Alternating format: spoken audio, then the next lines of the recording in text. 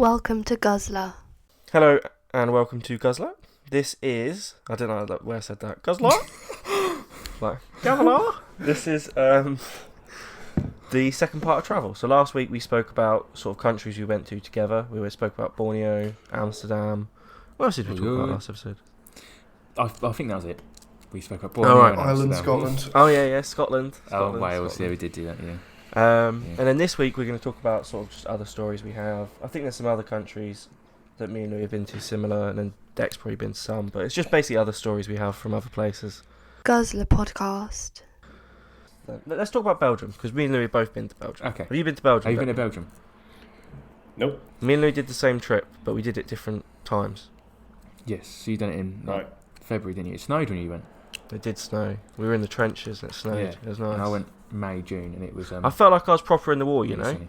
Yeah. With my nice that's a coat, good with my packet Yeah. of crisps, snowing. I just thought, this is what they went through. This is. Yeah. I know the struggles now to in fight your for warm my country. clothes and Yeah, nice yeah, shoes. yeah. Yeah. You're basically a veteran. I mean, I didn't want to say it, but yeah. Yeah, I think that Belgium was I think it was a very nice place. But we done like the battlefields trip, which is what like thousands of people, if not millions of people do not millions, but thousands of people do every year. And it's great. We went to a place called Ypres, which apparently is what the soldiers called wipers, because it's spelled Y-P-R-E-S, and it's Yeah. where like all the graves are. But that's where the Menin Gate is, and I really liked seeing the Menin Gate. Yeah, it's nice. I'd love to go back to Belgium. Belgium's Yeah, sick. I would. I really like to go to Bruges. It seems a wonderful place. And in Bruges, by Martin McDonough, it's one of my favourite films ever. It's about like, two men. One of them, they've gone to Bruges on like, a witness protection thing where they've escaped from this like murder, and one of them is really enjoy being in Bruges for like 4 days, and the other one thinks it's the worst place in the world.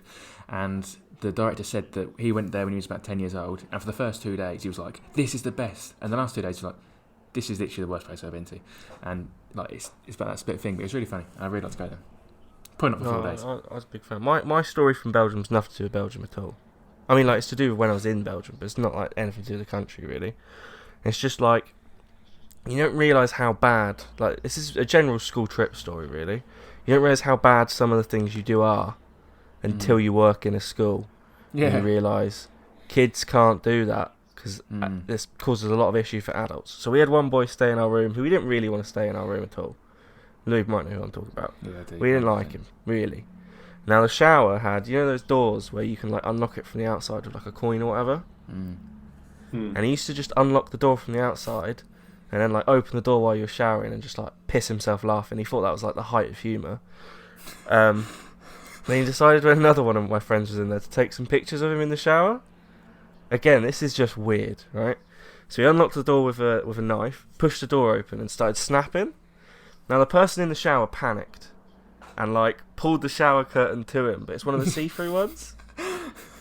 So in the picture you can just see the shower curtain just like flat against his chest with obviously like loads of liquid against it, and then like you can see his entire bare ass pressed against his shower curtain.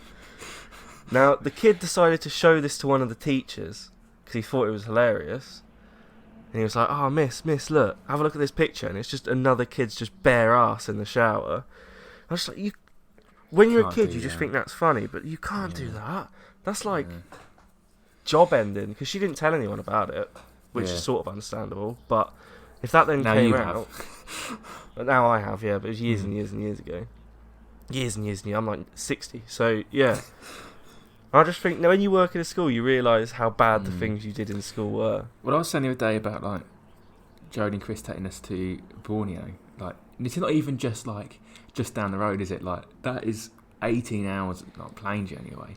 Like, if anything happened and things were going wrong there, like someone had a heart murmur, someone else was like full on panic attacking like every day and stuff like that. Like, they must have been bricking it so much. The stuff that, like Someone was shagging. Yeah, so- someone, yeah, exactly. And I just think, like, imagine, or even just like, because you get comfortable for like the 28 days, if he just said something just out of place, and then when someone got and mentioned it to a parent, they was like, "I'm reporting that." Like, that's yeah. No, I think, I mean, 'cause obviously we work in schools, so we were talking about it, like going on the trip, but it must be terrifying. It must be absolutely terrifying. Mm. A friend of mine works in school, and he works in your school. Yeah, I know him. Yeah. And What are you going to say? he went on Camp's trip last year, yeah. Yeah. Or year before, obviously, because of COVID. But he said it was really stressful and they had like loads of issues, and it just sounds mental. Yeah, I do think it's yeah. I think it's mad to take people on a school trip, but I imagine it'd be tough enough going to Stanton, but to exactly. go because I don't want to do famously, it. I don't know if you know Declan, but some people from our year group went on a trip to Wales next to the sea in Norfolk, and he was counting the pairs. I knew they had an even number, and the bus left. And as the bus left, 2 students from our year came around the corner and watched the bus leave, and they were left in Wales, and they had to like ring up the school and be like, "Our bus has just left with ours." Not ideal. Yeah. There you go. Not Very ideal. high And levels then of competence. we went on a school trip, and they managed to pick people up. Louis and Tash ended up in the freaking bus. They weren't meant to be there. We were just in London, and they were on London on a trip, and I saw them, and I was like, "Lift home," and we just got in the bus. Although teacher was not happy. She went up and At like, all. "We haven't insured you for this. Like, you're not meant to be in it." I was like, And you I just haven't got on the got a bus train and ticket just went, home, oh, so- well. "Yeah, we haven't got train tickets. You might as well give us a lift home." And In then I fairness, was- you did ask her before, but she forgot. Yeah. All right, somewhere that was quite fun was United Arab Emirates. I was hoping you Yes, were going to say mate. that one because I had some questions. So, all right. So I flew into Dubai. Spent like the morning, afternoon in Dubai, and then we drove down to an island called Yas Island. It's just outside Abu Dhabi, and it's where the Formula One Sorry, I just really like the way you said Abu Dhabi. It just made me laugh. That's why. Abu Yeah, Dhabi. it sounded nice. So there's the Formula One track that goes under the Yes. hotel. Mm. That's where that is, Yas Right. Island, right? And right next to the hotel, there's a marina. It's got all these where Roman Abramovich takes his yacht for the summer. It's all there. We stayed at the Crown Plaza there, and it's also where Ferrari World is, which has currently the fastest roller coaster in the world. Faster I than think it Rita. does, like 0 to Yeah, I think so. I like Rita. I think it does 0 to 160 in like 3 seconds or something ridiculous. Pretty quick, to be fair. As I've just mentioned, Rita. We should in get our- it to in our race towers. Nath. Yeah. Okay. Nathan Ireland, the Ferrari roller coaster. Yeah, when I've mentioned Rita in Alton Towers, the ride 0 to 60 in 2 seconds, and I like Rita, but it terrifies me because that speed, and you can see the traffic lights like red, green, and like That's it. The Yeah. G-force. the G-force when that pinches the back of the seat, and I'm 0 to 160 in like 3 or 4 seconds. That would just, I don't know. Yeah, but it's called the Formula Rossa. So when you go on, they give you a pair of goggles, right? And you're like, why do I need these? You put them on, and then you realise it's because the ride goes straight out into the desert, maybe half a mile. Jesus. Yeah, and it goes that quick that they want to prevent sand just flicking up and getting in your eyes and shit because it will blind you because it goes that fast. Yeah. But you It's like the go-go goggles you from sit Pokemon, there. isn't it? I don't know. yeah, No yeah, idea. basically. I know you do. Pokemon reference for all of our fans. But basically, it depending on where you sit on it, it gets more and more severe. Right. Right. So if you sit at the back, it feels like you're going to die because the wind channels through all the seats and all the people's heads and then just batters your head about like that. Jesus. Like, I'm not even... That's literally what it's No, I like. believe you. When the Like wind's coming Louis through... said, I've been on Rita, and it's nowhere near as fast as that. And I already felt like I was going to die. So I Yeah. believe you. Also, the quick thing that a lot of people like sitting in the front of roller coasters, and I also like sitting in front of roller coasters. But when you go up the hills, when you're at the front, you're going down like quite slowly. But if you're at the back, you get flicked over. So I think sitting at the back is probably like, I definitely believe that's the worst place to sit. Yeah, it's awful. But there's some really cool niche bits of kit at Ferrari World, and it's really good fun. Very nice. We all like roller coasters very much. I do like roller coasters. So Dubai, because the thing that amazes me with Yeah. Dubai is that if you go back, I don't know, 25 years ago, it was just desert. Yeah, Nothing. and now it's Yeah. this. And it's not even just like a little bit. You got the Burj Khalifa and everything, which is grand. But they made the world, didn't they, in the sea? Yeah. Which is, Yeah. Well, it's still under construction. They lost a lot of money, didn't they, from it? But I just think it's crazy. I think it's a grand place. I'd like to go there very much because in the shopping centre they've got the big aquarium and everything, haven't they? Yeah. It's literally just called the Dubai Mall. Right. And it's the biggest mall in the world. It's massive, and like apparently, if you went into every shop, spending 5 minutes in each shop, you'd stay in there for 3 days. Oh, Jesus. Or something ridiculous. Yeah, it's massive. It's unbelievable. There's Ferraris sitting out the front, Bugattis, all that sort of shit. There's even a plane simulator in the mall. Mm. You can go scuba diving in the tank and stuff. I think it's a nice place. Have you been into anywhere else in UAE or just Dubai? Apart from Yas Island. Just Dubai and just them. Because I think Burj Khalifa's unreal as well. Yeah. And Dubai's a really weird place because it's city and then immediately desert. That's the thing I find weird about the Burj Khalifa. When you go to the top of it, it's like you see desert, don't you? It's not like you can. You do. It's because Dubai it's not like the UK where, say, if there's a big city like London, it kind of filters out to being forest or farmland. There's a few houses here and there, but it basically goes from big buildings to short buildings to flat land. Where Dubai, it literally goes from city straight to desert. Like, there's no gap there. There's just a house on the end of the desert, and then it's the city. Imagine living there. Is That's he like, literally it. He's the groundskeeper, is he? It must be weird. But it's not like people think as well. Like, everyone thinks there's Bugattis and McLarens just driving about. There's not. It's like normal cars. It's strict like, on rules, a isn't it? lot. Like, you can't hold hands and stuff there, can you? Oh yeah, the rules are really weird. Like, you can't hold hands. There's something else. The women, like domestically, the women walk behind the men by like 6 to 10 Just like feet. slower walkers. Yeah. Yeah, there's some weird shit, but you can get like, we saw there's vending machines and there's just gold bars in them. Yeah. Jesus. You mean like the chocolate bar, gold bar? No, like proper full Bars of gold. gold bars. How much are they? Yeah. One gold bar. Like 25 grand or something like that. Yeah. Right, let's talk about beer then, boys. Or wine in Declan's case. I can see it very clearly on the can now, Louis. Very, very clearly. Here, isn't it, at the top? Slap bang in the middle says, Oh, yeah. pour hard, pour fast. This way up. This way up. And then it says on another bit of the can, pour hard and fast. And then it says on another bit of the can, pour this way up. Now I missed all of that, Yeah. and I just poured it. So we're drinking a Siren craft brew. If you listen to our movie one the other day, last Friday. No, they They didn't. didn't they? But if you did, you would have seen that we drank some Sirens and they're really nice. This is a nitro oatmeal milk stout. And just before we came on, we was arguing about Midnight Maverick. That's it. Yeah, we was discussing what the nitro means, and I saw that it said this way up, and it was upside down. I was like, what? And then it said pour, and I had to pour it upside down. I don't know if this tastes any different, Alfie, to what yours could possibly taste. I did it at a lovely slant, and see if we were together, we could have tried it, couldn't we? Yeah. It would have been quite nice to see the difference, actually. But again, so you're meant to pour Guinness. Yeah. Mine tastes like quite gassy. I can taste the nitrous. I can't. Yeah, that's a lie. It's meant to taste creamy, man. Tastes like Vin Diesel. Was it meant to taste? Yeah. Was it meant to taste like Alf? Creamy. Mm.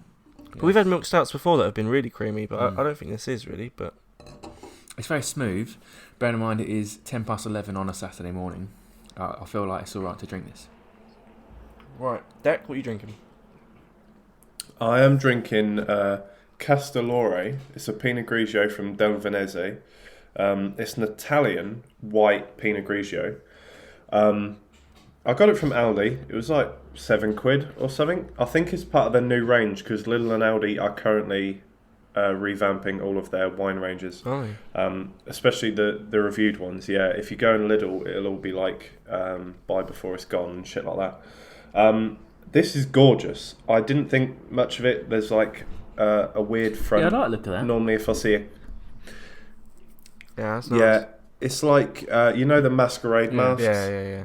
It's got that on the front, which seemed fun. So I thought I'll give it a go. The description reads: Italy's Del Veneto region is famed for its crisp white wines like this refreshing, lovely Pinot Grigio. On the nose are aromas of pear, lime and apple, whilst it's smooth on the palate with brilliant acidity. Store in a cool, dark place. It is gorgeous. It's really, really nice. I have to say it's one of my absolute favourites now. Give it a go. It's Castellore. What percentage is it? 13. I think. Ours is like, what is ours, Luke? I don't know. That's Really, really nice. 4.2. 4.2. Yeah. That's quite. There's like a fizzy texture as soon as it hits your tongue, and then it goes to normal wine. It's really, really unique. This stuff is out of our new Beer 52 box, isn't it? But what was the theme? It's our favourite brewery, so it's just like all of their favourite. Well, I'll be honest. One's Siren is becoming one of my favourite breweries. Yeah, lovely, mate. Lovely. Very nice. I've very still nice. got the can next to me from last time. I've still got all the cans next to me from all our last episodes. So Yeah, it's very nice. I'm accumulating. So back onto our travel. Yes, mate. I'll go next, as you two have said. Yes, mate. Places. So not last year, before I went to China for nearly, just over 2 weeks. And China was a wild place. Right, just because I'm interested in this, how many Chinese people do you reckon you saw while you were there? Probably near 1 billion. I'm not even joking. It was I knew you were going to say that. so busy. Honestly, I can't explain how busy that was. So we went to Shanghai first. And Shanghai is the most marvellous place ever. It's in one of the top cities ever, probably second to Amsterdam, because Amsterdam is wonderful. But Shanghai is incredible. When we got there, it was really late at night. And when I say really late, it wasn't that late. It was about 7 p.m. But when we arrived there, and we walked out, and they said, "Don't really walk out now. It's a bit late." We was like, "We're going. We need something to eat." And we walked really deep into Shanghai, but there was these like car parks, just concrete areas, and all of the parents would stand on the outside, just drinking coffee and just standing chatting. And in the middle of concrete, there was no slides or climbing frames. All the kids would just play and run around, but all the parents were standing on the outside. And this went on honestly to about 11 p.m. just in random concrete areas around Shanghai. It was incredibly strange. And yeah, Shanghai was like busy. We went up like some skyscraper stuff. It was busy. Then we went to we were on a boat for quite a while, so we didn't see many people. And then we went to a place called Chengdu, which is where the main panda sanctuary is. And we got in there. They said, we're going early, and we got there really early. And there was more people than I've ever seen anywhere ever. We was there for about 4 hours because it was just like shoulder to shoulder, just walking along. You couldn't move. And there's this. It's my favourite video I've ever taken. I don't know if I've shown this to you, Declan. I sent this to Alfie a little while ago, and I was just searching for my phone. Yeah, you did. There's this long hallway, and it's where all the newborns are. And before you go in, it's like be silent, queue, all this stuff. And you go in, and there's this big glass window, and inside there's a panda that's probably about as big as a can. It was about like a week old. And when you're going through this, there's all these guards with megaphones telling you to get in a line, pushing you against the wall, and everyone's shouting and screaming. And then these two guards got in a fight, like an actual fight, and then these other guards had to come and break him up. And I record this poor baby panda, and then just go to the sign where it says silence and orderly queue. I was like, that panda's going to be... And then it said, there's a sign on the wall that said, pandas don't have very good hearing. I was like, if they live here, no doubt. Because, like, it was awful. I mentioned to someone as I was leaving, I was like, this is insane. I was like, I've never seen this many people. And they were like, oh, you should go to the Terracotta Army if you ever get a chance, because that's wild. I was like, I'm going there in 2 days. And I got there, and it was more and more people. It was just absolutely crazy. And then they said, when I got there, I was like, oh, this is mad. I went Pandas the other day, and they said this is even busier. They went, have you been to the wall? I said, you say that? I'm going there in about 4 days. And they said, you want to go there about like 6 a.m. And by chance, by the time we left the wall, it was about 9 o'clock, and there was just buses and buses and buses of people just all arriving. It was the people, it was absolutely crazy. Some of the weirdest things I've ever seen. I went to a place called Chongqing, which is just outside of Wuhan, and it's all these words sound like really racist. Yeah, they do. terms. Yeah, they do. Yeah. But it was just outside Wuhan. It was a great city. It was really like oldie worldy China, like all the weird roads and like the houses for the markets in them. It was great. But I saw like Kung Fu Panda, basically. But I saw several men just take craps in the middle of the market street. And they weren't even homeless men. They were just people with their families, and they were like, "Okay, well, yeah, go to the toilet," and they just done it. Yeah. Did they have a little bag? They put it in. No, they left it and then put it in the bin. No, that would be weirder, wouldn't it? Yeah, it would actually. Yeah, just put a bag underneath you. Yeah. It's weird that's weirder to me. Like the idea of someone just shitting in the street's fine, but the idea of them putting it in a little bag and putting it in the bin, that's too much. That's too much. And then we went to a place called. It's the something Gardens. I can't remember what it was called now. Oriental. The what? Oriental. No, I can't remember what it was. But there was on It's the always way in. the Oriental Yeah, Gardens. probably was. On the way in, there was all these people playing like cards and chess and stuff, but they all had these cages that they would sit on. And in the cages were birds, and loads of people would just take birds for walks in cages. It was a complete weird. Like culture shock. It was totally different to anything I've ever experienced. They were the main things that I thought were incredibly weird. It was a marvellous place. I feel like all of Asia's a culture It is. shock. I think Asia and Borneo and all that is, and you've been to Thailand and stuff. I think it's a great place. So different. And all the Chinese food that I had there was nothing at all like the Chinese food I had here. It was excellent. This is literally unrelated in every aspect. But you talk about Asia being a culture shock. There's that thing when you do like. So I've done like a few sessions on autism and stuff, obviously, because I work in a school. And there's that thing where they compare having autism to being like a British person in a Japanese household, because like all of the rules, there's so much going on. on. All the rules you've learnt and all of the rules you live by and you know are like good practice and stuff don't apply to a Japanese household. Yeah. They're saying like you in a Japanese household you have to put like slippers on and stuff before you enter the household and just like and stuff like that. So that's how much of a culture shock it is, I think, to just that's the comparison they use. Yeah. When they say what it's like to be autistic, because autistic people don't we think they're being rude, but they just don't know the rules that we've come up with for society. If you know That's what I mean. Very good point. Like, so I went to Shanghai Disneyland, and like when you're queuing around like all these marvelous sets, what they've built to make it look like you're in that particular film. I was queuing up for the Pirates of the Caribbean ride, and there was this like little opening of this area, and it was like. This waterfall in this little river, and it was like this table and chairs set up like it was in this like tavern. And this woman, I don't understand what they're saying, but she just sent him. She put him over the fence and sent him out, and he just went up to this middle of this set where these table and chairs were, had a wee, and then came back. And then like in the queues as well, they were just going for a wee, and I was like, "This is disgusting! Like, how on earth?" Like, imagine if I'm sitting out on towels going, "I'll just wee here." Just wouldn't. It would be odd. To be fair. Just whip it out. To be fair, one of the first things I saw in Berlin was some guy take a shit in the street, and Berlin is not that sort of like that wasn't like a culture thing. That guy was just smashed. That is weird. To be fair, The Guardian posted a thing on Instagram yesterday, and it was 300,000 people in Europe or something, some staggering number, still shit like in the street. There's I just don't understand. It was a really high percentage when they done one in England. I think it was like 30% said that they do it in the shower. I saw that. That's so weird, isn't it? Because the best thing... No, that needs to stop. It was like 60% would wee in the shower. And I saw these people in the comments going, "That's disgusting, that's fast." It's not that bad. Like, come on. And then the next was like 30%. Weeing's fine. Yeah, exactly. And then it was like 30% do it in the shower, like crap in the shower. And I was like, now you can all say this is weird because I still don't believe it. No, I don't. I still don't believe it. I reckon. But if I got sent a survey that said, "Do you go to the toilet and shower?"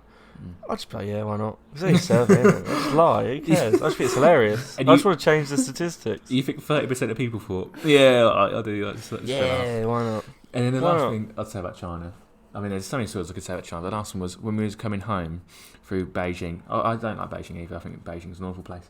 But when we was coming home, we was in the airport, and there was this woman, and she was really like, she just kept pushing in. She was pushing her way through, and then she was just like putting I'm not even joking, like just pressing her boobs against Tash, against her shoulders and against her face. She was just being really annoying. That's hot. Just like push her way through. And we got to I'll take that right we now. got to the other end, like where we was like checking our bags in, and there was these like people behind me that she pushed in front of, and I like held on to the railing and I was pushing her back, and I was letting all these people like get in front, and all these Chinese people were like bowing and like thank you, because it was like even they were disgusted at the fact this woman was pushing in. And then following this, these guards came up to Tash and was like, took her in for questioning.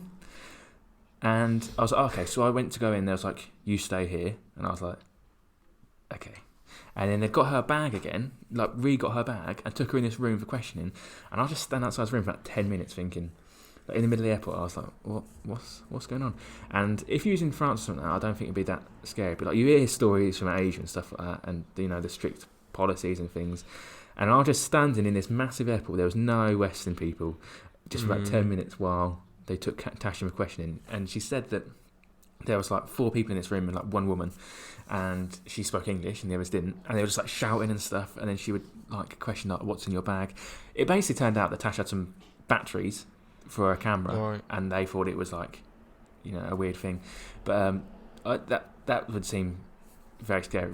Anyway, I was scared just being outside thinking what are they going to do. Imagine if they came out and was like, we're not sending you home, we're keeping you here, and I'm just like stuck there like, great.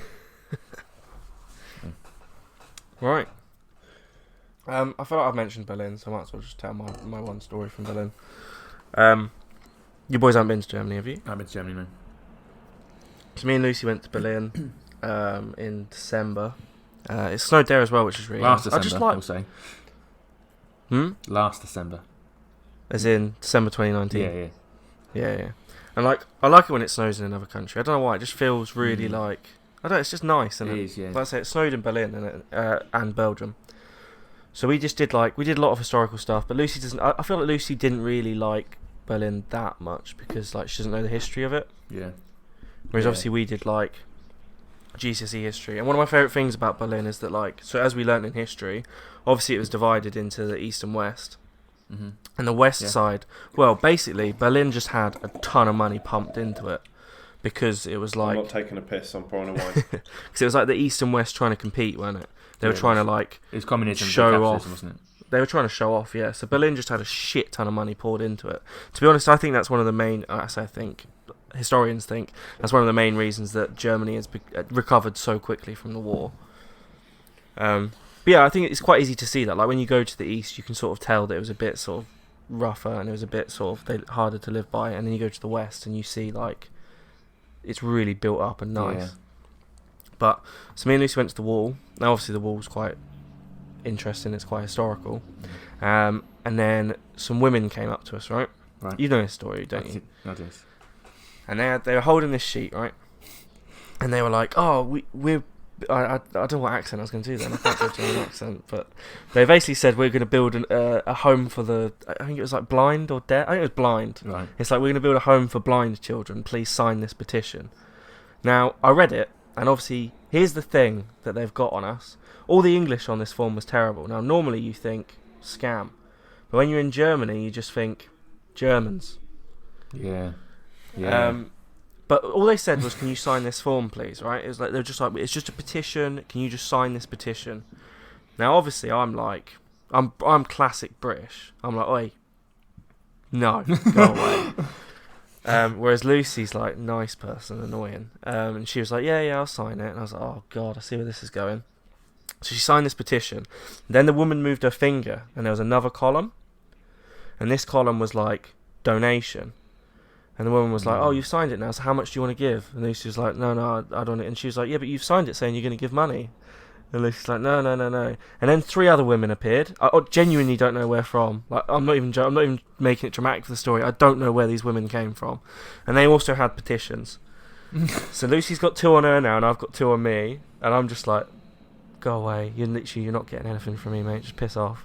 And then Lucy's like getting her purse out, obviously. And then Lucy's, oh God. And then Lucy's like, "Do you have change?" And I was just, "What do you think?"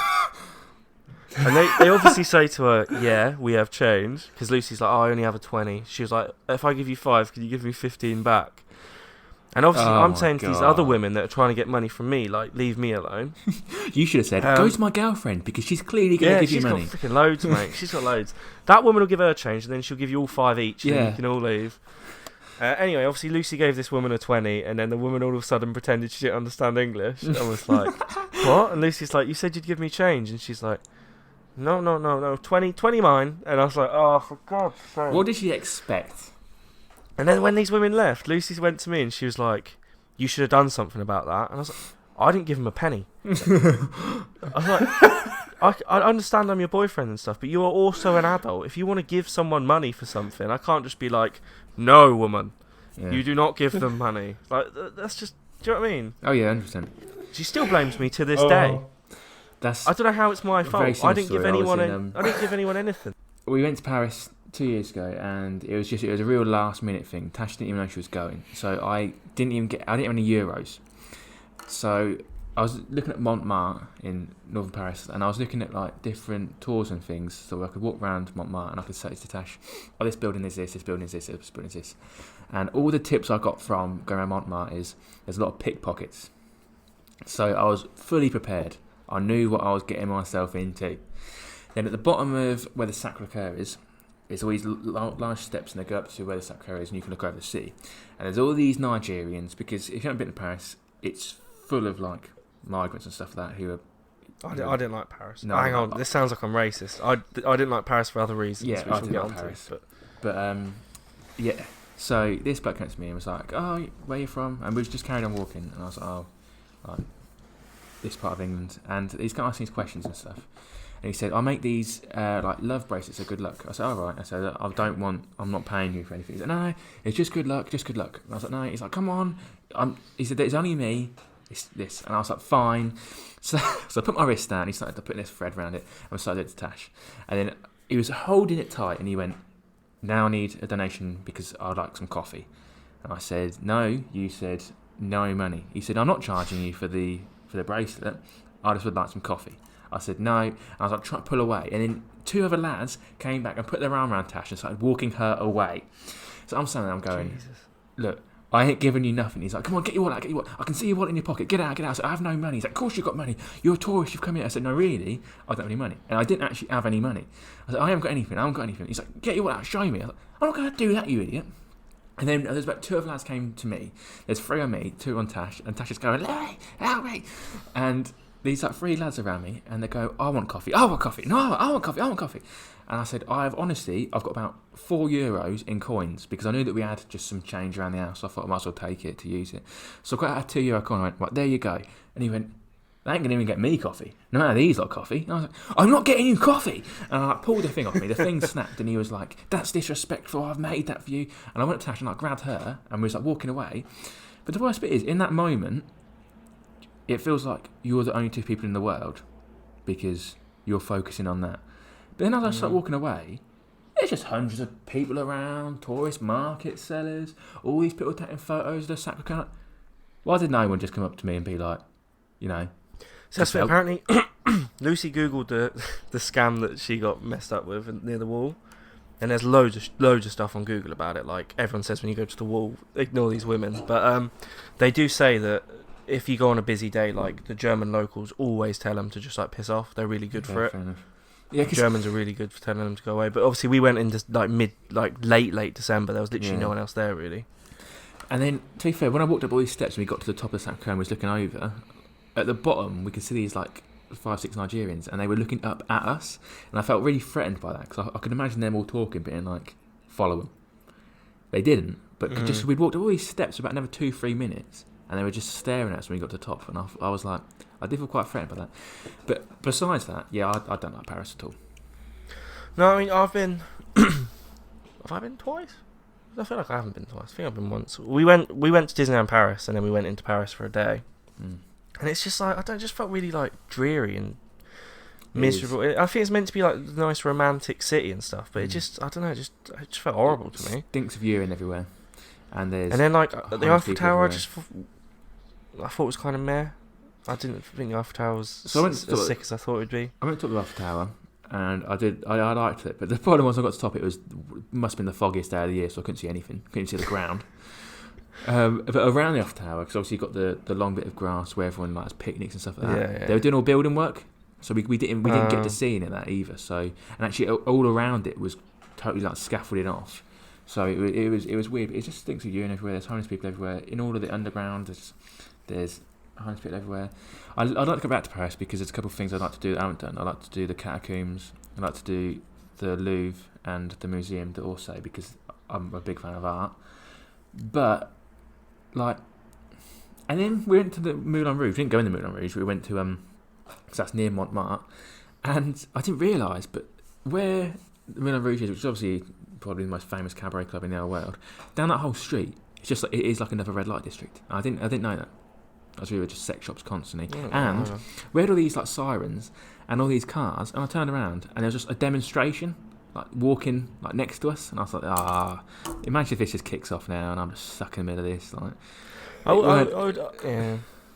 would like to go back to Paris, but I think from my travels in Europe, I have very, very positive outlooks of everyone. yes. Like Germans, I feel like have a reputation of being quite rude and stuff, but like they were lovely. They were some of the nicest people I've ever met. Like everyone I met in Germany was lovely. Yeah. Like Sweden, Denmark, literally everywhere I've been has been lovely. The French, horrible. Yeah. And in the Netherlands, we went to Amsterdam. We could walk around there at 2 a.m. and there'd be families walking around, grandparents, Yeah, families, 100%. and I'd feel safe. But even in Birmingham, when I come out of a concert at 10 o'clock at night, I'm like scared. Oh yeah, I'd like to clarify that British people also suck. Yes, very much so.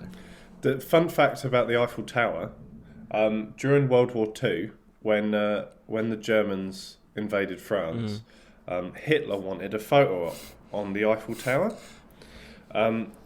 Priorities. The French Revolution. The French revolutionaries found out about this, and Hitler was getting quite old at this point, and he couldn't, climb thousands of steps. So the French revolutionaries cut the elevator wires. Yeah, so you had to use the stairs to go up the Eiffel Tower. Hitler refused to do it, and then they never got the photo op. Oh, to be fair. That's quite good. So, Declan, you've been to Thailand quite a couple of times. Does it make sense? I've actually spent more time in Thailand than I have in Bangkok than I have in London. I thought you were just saying I thought that you in were the saying UK. Yeah, and I thought, well, I don't know. But in London, yeah, fair enough. Yeah. I've spent more time in Bangkok than I have in London. Is Bangkok airport as threatening as it's made out to be on TV and stuff?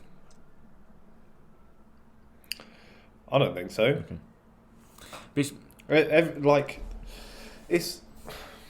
I mean, any Asian airport is going to be a bit more threatening than anywhere here, just because the rules are very different over there. Like, they still have the death penalty, and I think that's what everyone worries about. Like, start getting questioned in any Asian airport, and you immediately shit yourself because you think you're going to get taken to some camp. I mean, I think like the brutality in general, but like I'm not sure I'm specifically worried about the death penalty. That I too. think it's also like in Europe, that most people understand English, but in Asia, there's a lot of them don't. Yeah. No one. Yeah. So the airport's actually quite pretty. It's got shrubbery and stuff inside. It's quite nice. I was picturing a potted plant on a table. So, basically. So Bangkok is unbelievable. It's just, it reminds me of New York, how busy it is all the time. And the culture is just so mentally different that it's a complete flip. It's not even like anything like we have here. Especially like, because there's still a prevalence of white privilege over there, like actual proper white privilege. Like, they treat white people better when you go over.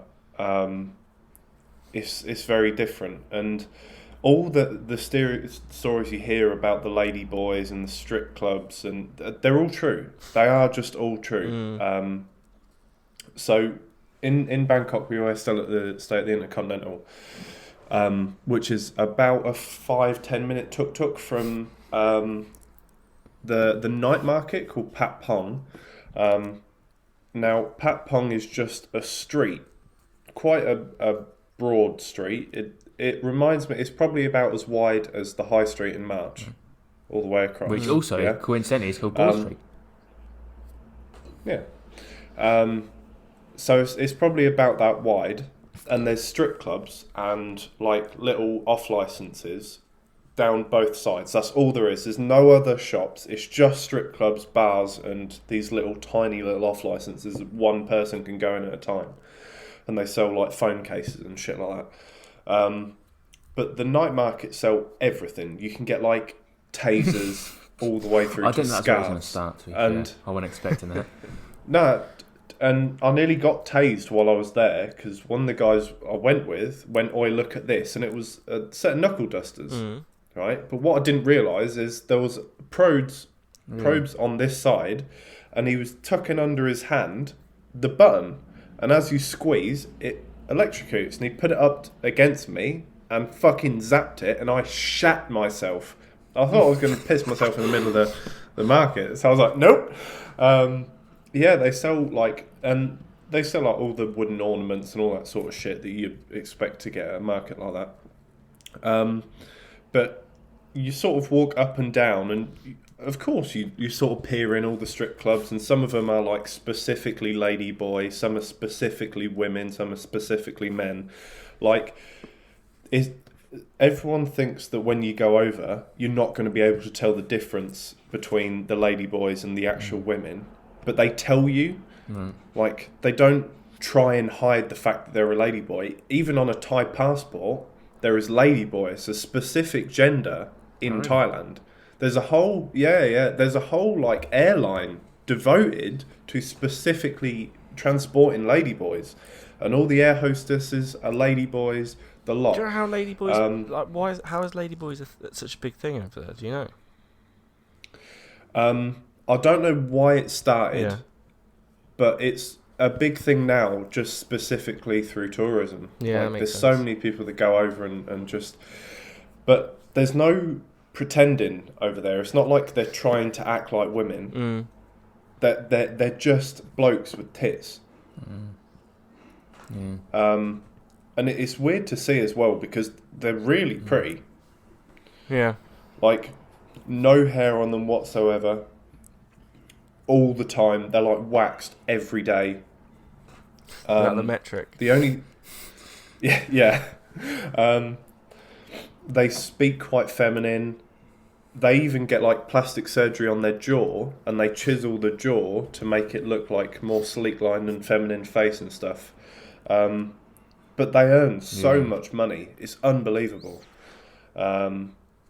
But it is weird to see. And even like the culture when it comes to trying to get people to go in the strip clubs, and you do go in them because they're free to go in. You just, oh, fuck, the cock and boobs.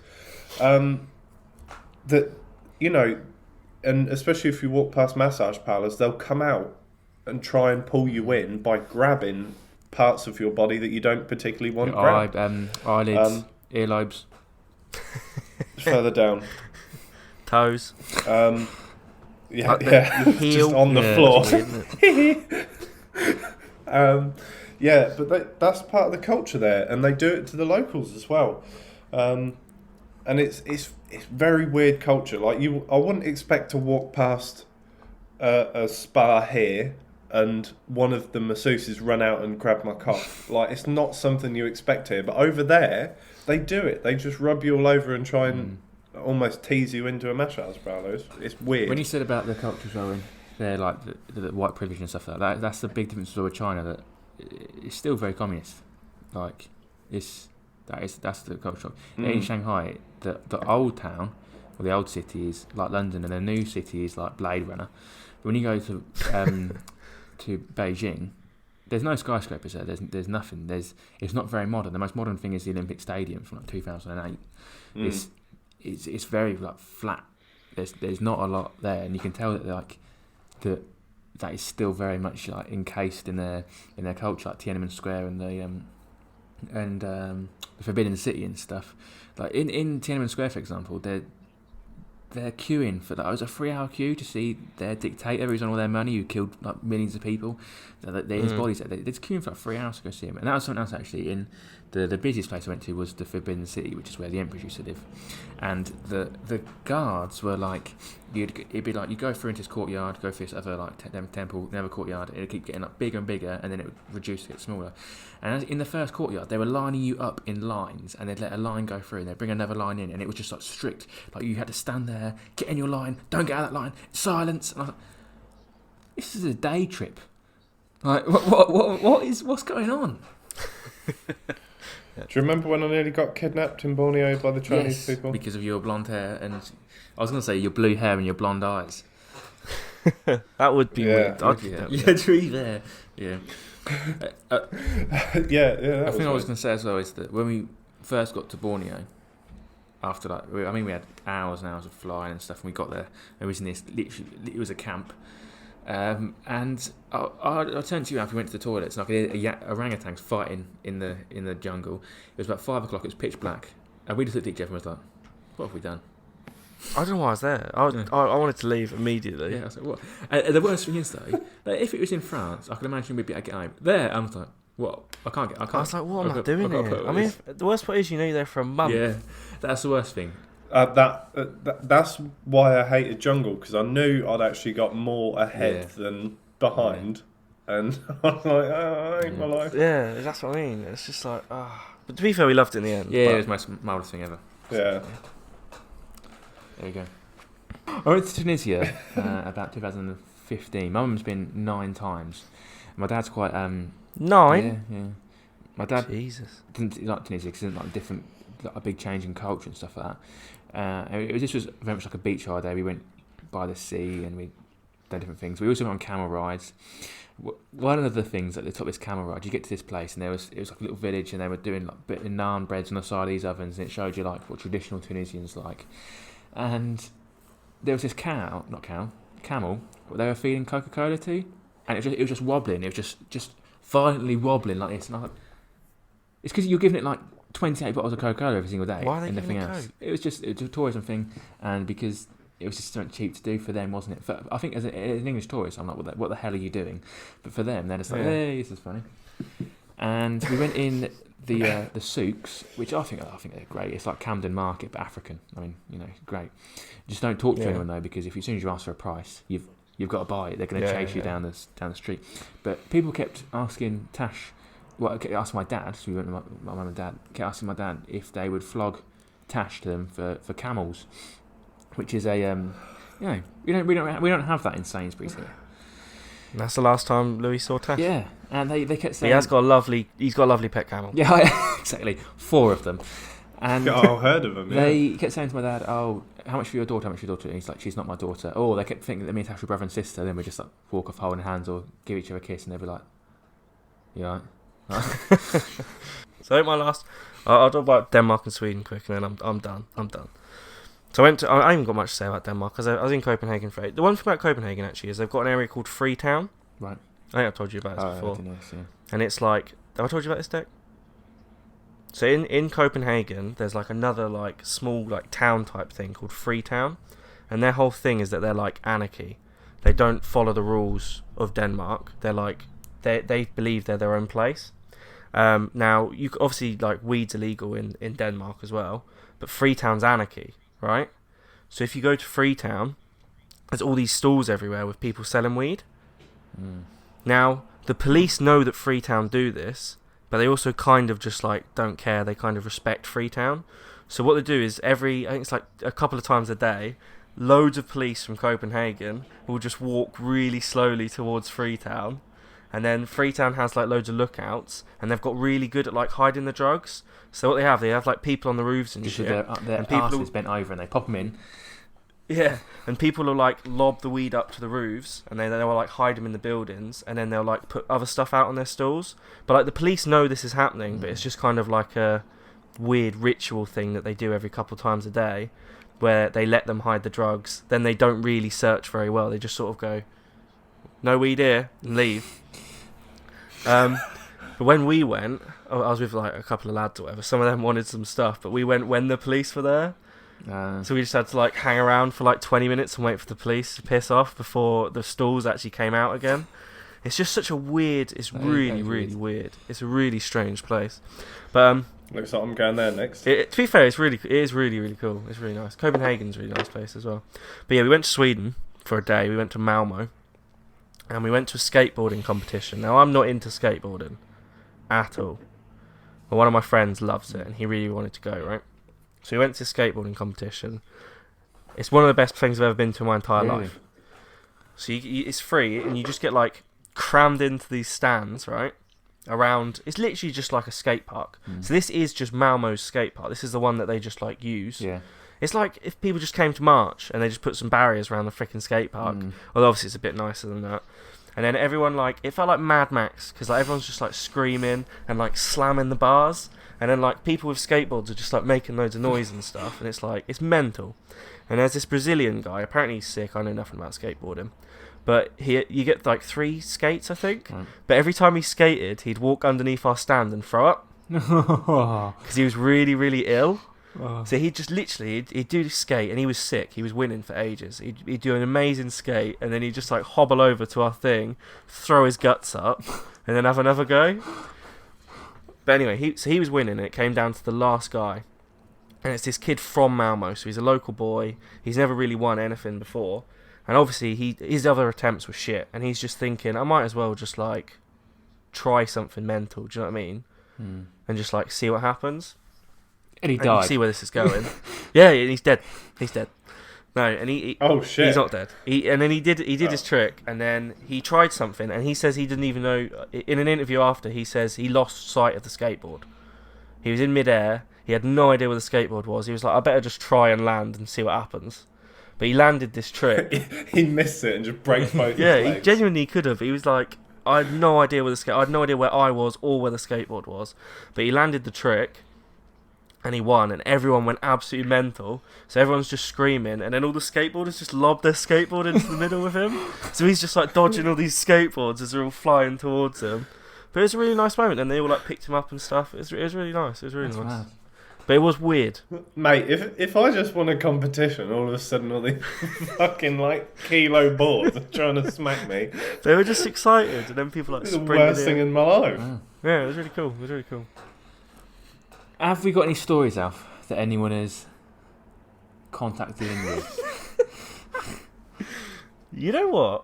I don't. What are the chances of this? I have. Excellent. Right, I'll read a couple. We've got more than 2. Wait, what?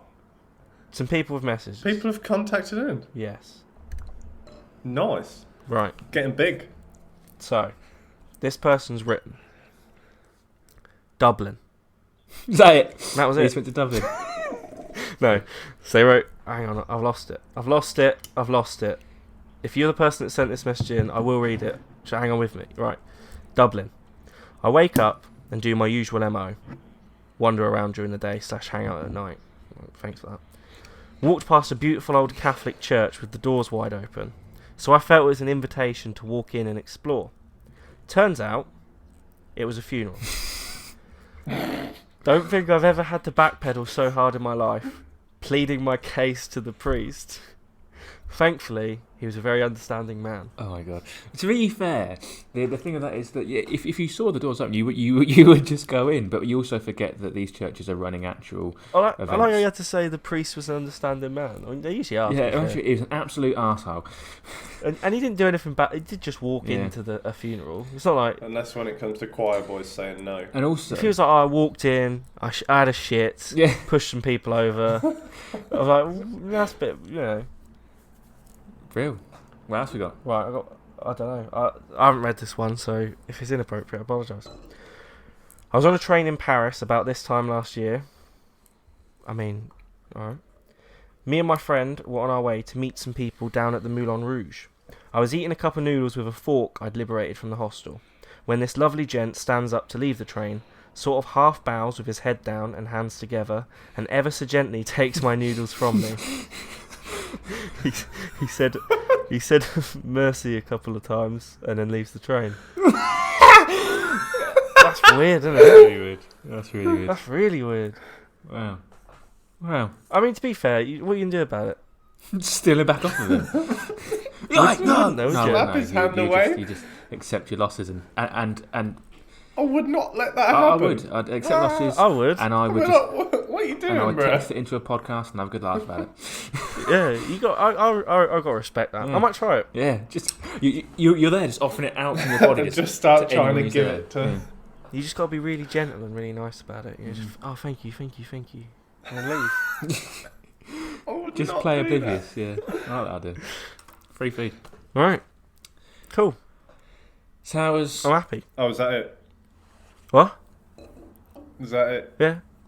I've got some more stories, but I think I'll save them for another time. Because I could go on and on. Yeah. I've got more Amsterdam 100%. stories and things, so we can go on and on. How was your beer, Alf? I thought it was I lovely. thought it was really, really nice. I finished it ages ago. I thought it was really, really really good. smooth, really, really milky, really nice. And that is the Siren Midnight Maverick Nitro Oat. Went down very easy. Very easy. And Declan? This could be my new favourite white. Ooh. Not me. Pestalore, Pinot Grigio, Del Venezia 2019. Yeah, go get it at Aldi. It's very, very good. It's got a weird scarecrow on the front thing. Masquerade. Cool. Nice. Awesome. Decent. What are we doing next episode then, boys? Declan? I've had a lot of animal facts recently, so we're going to talk about how insane nature Nature is. is mental, to be It fair. is mental, to be fair, yeah. Are we Yeah. doing just animals, nature, mad, or just nature? All of it. Alright. Alright. We talk about like natural disaster and shit as well, is what I'm saying. Alright, Yeah. and plants and stuff. Alright, throw some guy hypothesis in there somewhere. I like that. Oh, God.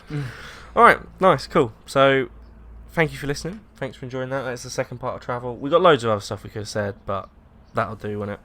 Please join us next week for nature. I'm actually really keen. Have a good week.